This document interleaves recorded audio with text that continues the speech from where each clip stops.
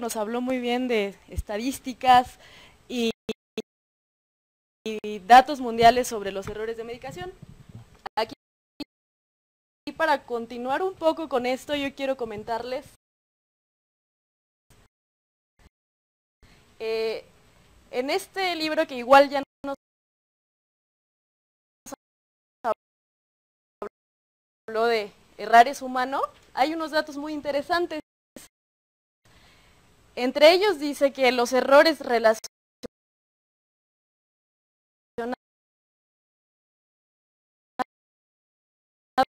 con la medicación constituyen un grave problema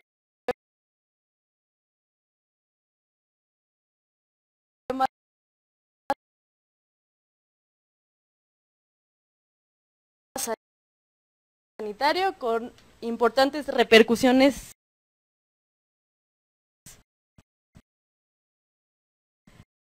asistenciales y económicas.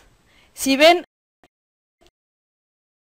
aquí observamos que 44,000 a 98,000 muertes al año ocurren por este tipo de errores, y son más que las causadas por accidentes automovilísticos, por cáncer de mama o incluso por SIDA. 2 de 100 ingresos son eventos adversos que fueron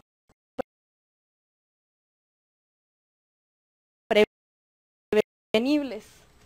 Y bueno, aquí el comparativo, que igual ya nos hablaban de la aeronáutica.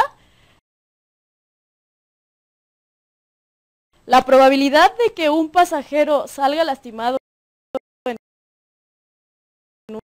un vuelo es de 1 en 1,000,000. Sin embargo, en un hospital, el que un paciente tenga o en él ocurra un error es de 1 de cada 300. Si ven este dato, pues si lo ponemos al revés, yo digo, no me subo al avión. Y también en cuanto a costos, por cada error prevenible se estima $4,700. Bueno, ahora, a partir de estos datos generales, y también como el doctor ya muy bien nos explicó la parte del iceberg, yo quise aquí mencionarles la pequeña punta que vemos, pues son las consecuencias, que muchas veces son errores o daños visibles o graves,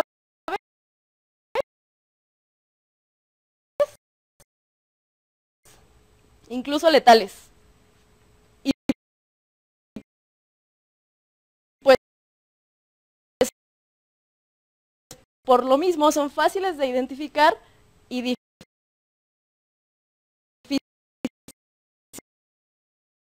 difíciles de ocultar. Sin embargo, la parte de aquí abajo, el verdadero problema, mucho cuenta los errores potenciales, leves y moderados, que precisamente aquí radica también el poder prevenirlos.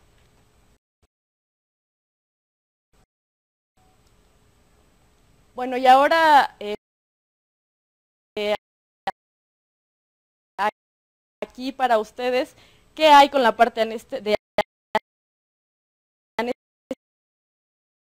Ya hablamos de los errores a nivel mundial, en cuanto a todos los tipos de medicamentos, principalmente los medicamentos de alto riesgo. En anestesia hay un riesgo importante de sufrir un error, principalmente por estos datos fueron tomados de estas referencias. Aquí vemos que ocurre un error de medicación por cada 133 procedimientos anestésicos. Ustedes juzgarán el número.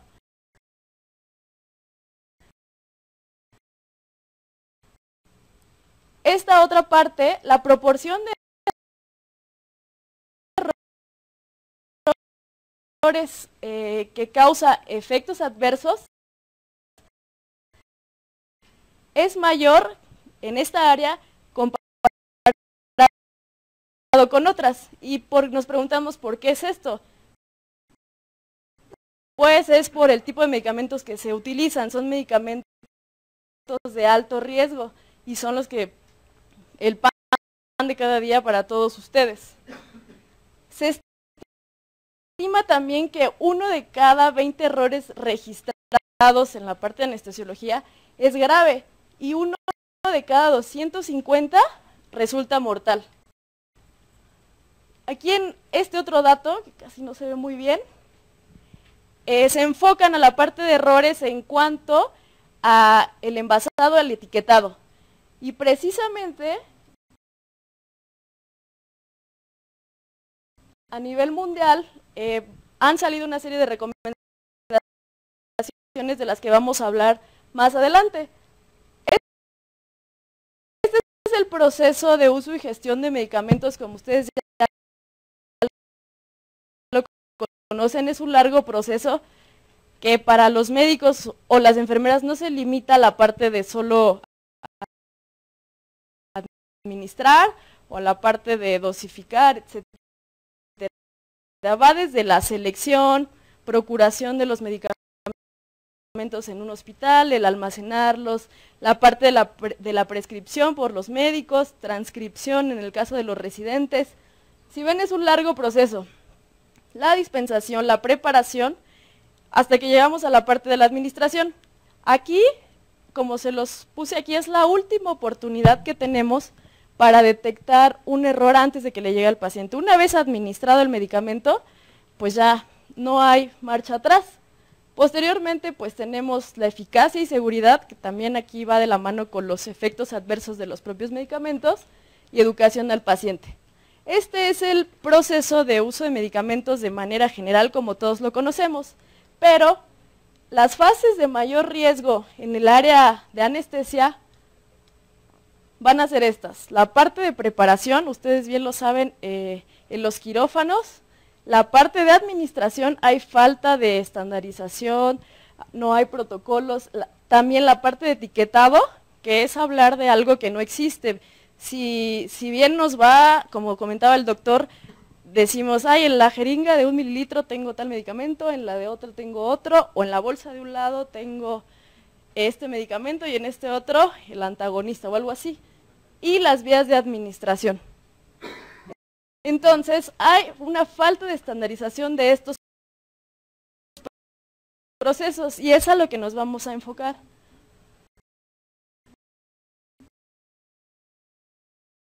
Como ustedes también bien saben, en los hospitales recientemente se han homologado ya los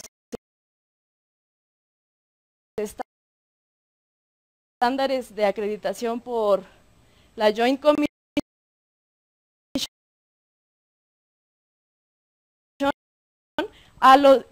ahora ya el Consejo de Salubridad General los ha tomado, y dentro de el capítulo de medicamentos tenemos estos que se enfocan a la parte de principalmente etiquetado y almacenamiento, que es de lo que vamos a hablar. Si ven, un estándar nos dice los medicamentos están guardados apropiadamente y sin peligro.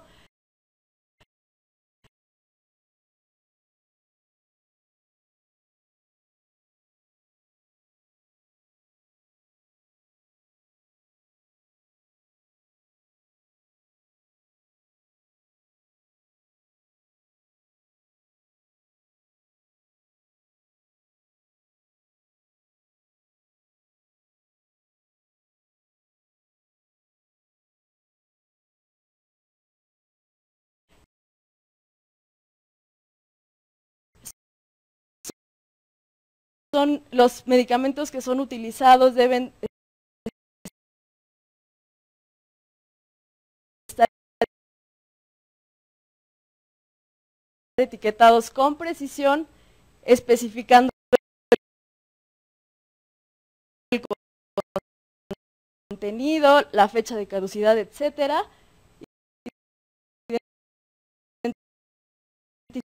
identificados y almacenados y etiquetados apropiadamente.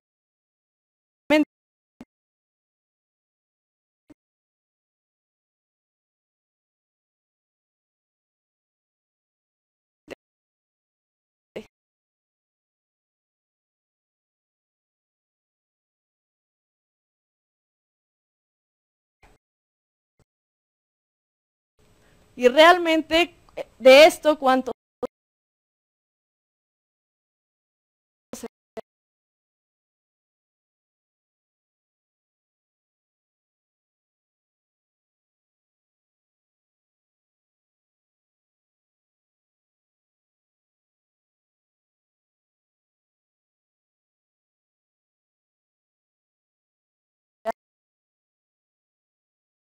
hace? Entonces,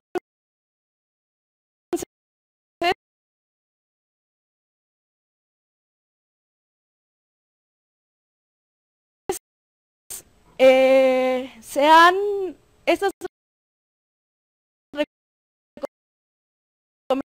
recomendaciones se han dirigido a esta parte, la parte del etiquetado por, que son los puntos críticos. Uno, el etiquetado de las jeringas con medicamentos inyectables.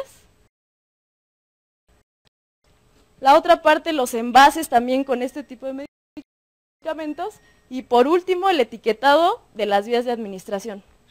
¿Quién de ustedes no ha escuchado que se comete un error por cambio de vía en lugar de epidural paso intravenosa o viceversa?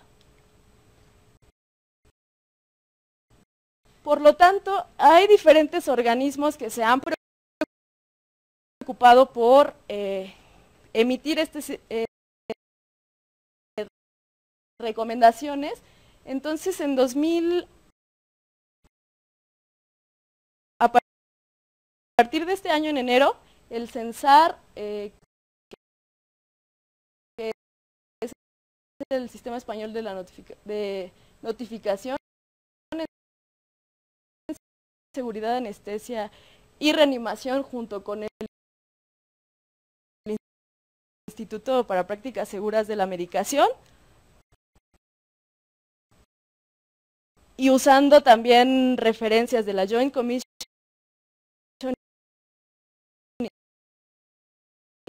y a nivel mundial otras instancias, emitieron una serie de recomendaciones, de las cuales les voy a hablar un poco. Para quien lo quiera consultar, estas recomendaciones están en esta referencia y el objetivo de ello fue prevenir errores causados por la falta de identificación de las preparaciones y de las vías de administración, que como ya vimos son los puntos críticos. También en la reciente declaración de Helsinki se habla de la seguridad en anestesia y recomienda que todas las instituciones sanitarias implanten protocolos y proporcionen etiquetas para todos los servicios durante la fase de anestesia. También como otro punto, las directrices de seguridad y la calidad de la práctica anestésica en la Unión Europea indican que estas etiquetas deben tener un código de colores. Ustedes tal vez ya han escuchado o en los hospitales en los que están han observado este tipo de códigos, sin embargo, no están estandarizados, ahorita lo vamos a ver. Entonces, como primer punto, emiten recomendaciones generales para el etiquetado de las jeringas, envases y vías. De manera general, todas, sin excepción, deben estar etiquetados con etiquetas que identifiquen claramente el medicamento. Nunca se debe administrar el contenido de una jeringa si no sabemos qué es. Eso pasa frecuentemente, que sobre las mesitas vemos la jeringa que era, sí era esto, y después no era, si es que ocurrió un evento adverso. También esto es importante, la existencia de protocolos no exime la necesidad de identificar correctamente al medicamento. Si ya ustedes saben que siempre del lado izquierdo está este medicamento y del lado derecho este otro, eso no quiere decir que ya no lo vamos a identificar correctamente. La preparación y el etiquetado correspondiente, también la administración, se recomienda que se haga por la misma persona, porque muchas veces no sabemos, tal vez estaba haciendo lo de otro paciente y creemos que es el que ahorita le toca la medicación. Entonces debe ser la misma persona y sugieren que se administre de inmediato una vez que se prepara. Una vez que ya se prepararon los medicamentos, se deben colocar, se recomienda que se coloquen en la misma posición en todos los quirófanos o en otras áreas donde se realicen los mismos procedimientos, para que si se hace en un lugar y después van a otro quirófano, también sigue el mismo código. Deben estar identificados los destinados a diferentes vías de administración en lugares diferentes para no confundir precisamente. Cualquier medicación que no sea utilizada se debe desechar. Y por último, también lo que se administra documentar, porque esa va a ser una fe de lo que estamos nosotros administrando.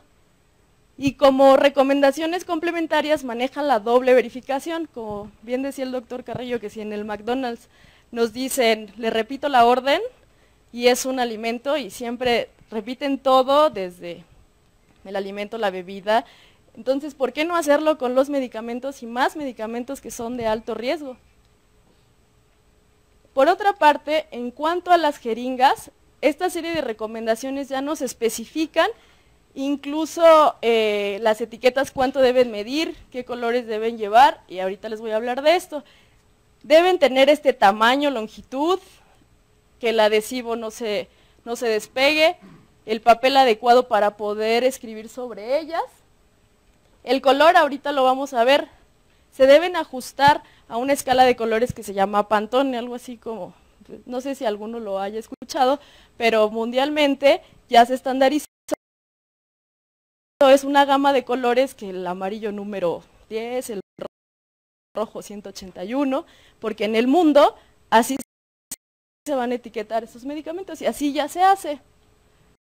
Por ejemplo, los relajantes musculares, nos dice que es de el Pantone, el rojo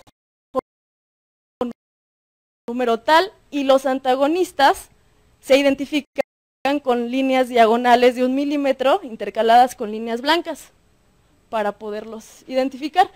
Y aquí nos muestran la tabla por grupo terapéutico y el tipo de color que se debe utilizar. El ejemplo, por ejemplo, las benzodiazepinas, como el diazepam, el midazolam, el color Pantone que se debe utilizar es el naranja 151. Y así con los distintos grupos terapéuticos, como lo podemos ver aquí en esta imagen. Incluso en el mundo ya hay empresas o compañías de etiquetas que ya tienen esta gama y ya lo hacen con este giro hacia el área médica. Antes quizás lo hacían en stickers de otras formas, pero ahora están enfocados a la parte médica. En cuanto al etiquetado de jeringas, también como mínimo debemos poner el nombre genérico, la concentración del medicamento por mililitro, como en este ejemplo, 5 miligramos por mililitro. Nunca expresar como proporciones, como aquí podemos ver, 1 en 1000, 1 en 10,000. ¿Por qué? Porque también ya después de mucho tiempo se ha visto que existen errores por la mala interpretación. ¿Cuántas veces las notas no son legibles si no hay una transcripción por computadora? Y estamos diciendo, ¿qué dice? ¿Es cero? ¿Es punto? ¿Es una U? Entonces, también ahorita les voy a hablar de estas recomendaciones que ya se han emitido. Y también tener cuidado con estos medicamentos. En el mundo los llaman así como sound alike, look alike. Quiere decir que muchas veces se escucha igual, pero son diferentes. Por ejemplo, prazolam con prazolam, que solo cambian una letra, y si nosotros lo escuchamos y si no se hace el doble cotejo que ya mencionamos, pues se pasa un medicamento por otro. Y también los que a la vista son muy similares. ¿Quién no ha visto también una solución salina con un metronidazol que son muy parecidos, o del mismo medicamento las distintas concentraciones, ¿no? Que si son de 0.5, de 1, y que visiblemente son iguales? Entonces aquí les pongo algunos ejemplos, como la epinefrina, efedrina. Lo que se sugiere también es remarcar, ya sea con mayúsculas o con otro color, las iniciales que son propensas a, digamos, a la confusión, como hidroxicodona, oxicodona, fentanilo, sufentanilo. O sea, ante una situación crítica o rápida, pues estamos propensos a cometer este tipo de errores. Esto es lo que les comentaba sobre las unidades. Hay ya unidades aceptadas internacionalmente que debemos sustituir y que muchas veces son las practicamos. En particular debemos evitar la MIU para microgramos. ¿Por qué? Porque si se hace mal, como les decía, puede parecer una U, un 0,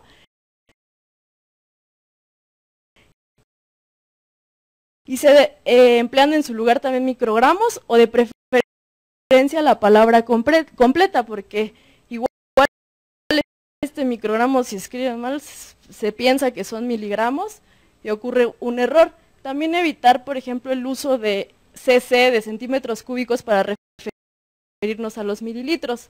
¿Por qué? Porque se confunden con ceros. Entonces el Instituto de Prácticas Seguras para la Medicación, también la Joint Commission y otras instancias han ya emitido listas que igual si lo buscan en internet son bien conocidas, sobre este tipo de abreviaturas y las sugerencias que ellos hacen para prevenir los errores en cuanto a abreviaturas. También ahora la parte de etiquetado de los envases con medicamentos, se retoman las mismas características y lo que ya se mencionó para las jeringas, pero ahora aplicado a las bolsas o a los envases ya de infusión. Si ven, el etiquetado actual de los medicamentos en cada uno de los hospitales es distinto, no es estandarizado, tiene muchas limitantes. Si ven, se utilizan colores sí llamativos, precisamente con ese fin se hicieron, para hacer notar que son medicamentos de alto riesgo, pero sin embargo se ha caído en esto, ¿no? Porque si algunas veces se ubica como rojo, se puede confundir con ¿por qué? Porque no están estandarizados o incompletos. Por eso lo que les mencionaba ya del código internacional y los colores que se deben utilizar. Y también pues no solo es responsabilidad del médico, también de las enfermeras que preparan y etiquetan, y de otros profesionales de la salud. Para estos casos, lo mínimo que debe contener una etiqueta es igual el nombre genérico, la cantidad, en el volumen total del fluido, también el envase expresado también en mililitros, para que tengamos la concentración final, porque no es lo mismo poner 5 miligramos, sí, pero en cuánto, en 100, en 1000 o la mitad de eso, etcétera. Nunca expresar igual lo que ya les mencioné en proporciones. El nombre completo del paciente, también lo que se menciona de la identificación correcta del paciente, utilizar un segundo identificador, no solo el nombre, también la fecha de nacimiento, otro dato. Y siempre que proceda, si se tiene un fármaco en infusión, pues colocar la vía, la velocidad, el tiempo de infusión, la fecha y la hora de preparación. Esto es importante para medicamentos que no son estables ya en su diluyente, saber cuánto tiempo pueden ser todavía viables, y esto de la mano con la efectividad de ellos y la estabilidad. Y por último también la parte de etiquetado de vías.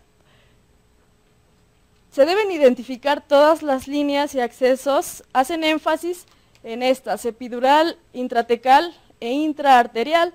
También emiten tamaños y características específicas para estas etiquetas. Deben ser más o menos así para las líneas, como para que no se cubra, si es, se logre ver, se tiene que poner como una especie de banderilla, y los colores también ya son específicos. Para el caso de la vía epidural es un Pantone amarillo, intratecal también, intraarterial un Pantone rojo 1787, de lo que les comentaba de esta gama que ya está bien estandarizada.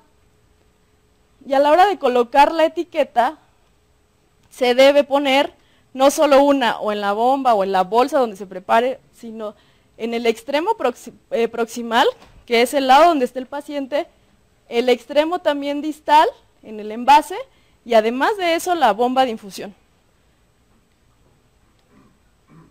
Y bueno, por último, quiero ponerles un esquema de que ya hablamos de las recomendaciones, pero si ocurrió un error, ¿qué hacer?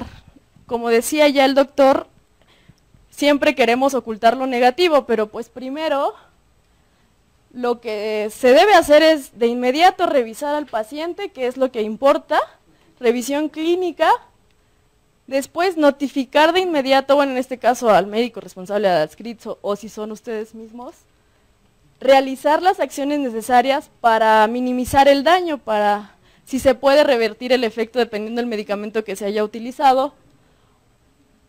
Y por último, la notificación. Esto ya es más la parte documental y ya como estén establecidos en cada uno de sus hospitales. Si se haga una no conformidad, si se reporte un evento adverso a la medicación, un error de medicación, como ya en cada hospital esté establecido. Esto, la notificación es con el fin de analizar el error desde una perspectiva de sistema y no del error o señalar de manera individual a los implicados. ¿Y qué se hace? Se analiza y se evalúa, pero ya en equipo, la gravedad de las posibles consecuencias para el paciente, los medicamentos implicados, la fase del proceso en el que está ocurriendo. Quizás nos podemos dar cuenta que es algo específico y que lo podemos limitar de alguna manera. Los tipos de problemas que han sucedido, si se han ido presentando frecuentemente, quiere decir que ahí hay algo. Las causas o factores que han contribuido a que aparezcan, y todo con el fin de prevenir. Y bueno, terminamos con este proverbio chino que el error de un momento se puede convertir en el dolor de una vida, y si está en nuestras manos prevenir, un error puede ocurrir una vez, pero ya que ocurra una segunda y que nosotros lo sepamos, eso sí ya no tiene perdón. Bueno, muchas gracias. Ahora vamos a pasar con Miriam. Ella les va a hablar ya más sobre la importancia de la farmacovigilancia.